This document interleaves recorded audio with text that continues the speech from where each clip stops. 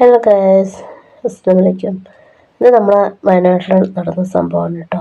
പുൽപ്പള്ളി ഗ്രാമപഞ്ചായത്ത് അവിടുത്തെ സ്കൂളിൽ, ചേകാടി സ്കൂളിൽ നോക്ക് ആനക്കുട്ടി വന്നിട്ട്. ഞാനിങ്ങനെ എത്ര വർഷമായിട്ട് ഞാൻ ഇതുവരെ നേരിൽ ഇങ്ങനൊരു കുട്ടീനെ കണ്ടിട്ടുണ്ട് കേട്ടോ. ഒരു തവണ അത് ദൂരെ വെച്ച് മാത്രം കണ്ടിട്ടുണ്ട്, നിങ്ങളത് ഞാൻ കണ്ടിട്ടില്ല കേട്ടോ.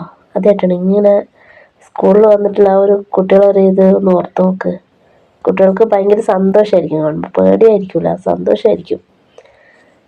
അവരെ ഒരു പറമ്പിലും എല്ലാം ഇതെങ്ങനെ ഒറ്റപ്പെട്ടു പോയതെന്ന് തോന്നുന്നു. സംഭവം ഇത് ഒറ്റപ്പെട്ടു പോയതാണ്, വേറെ എവിടെയും ഒരു വഴിയോ ഒന്നും തന്നെ അറിയാതെ. നമ്മളെ കുട്ടികളെ ഒരു ഒറ്റപ്പെട്ടാലൊരവസ്ഥ ഓർത്തൊക്കെ എങ്ങനെയായിരിക്കും.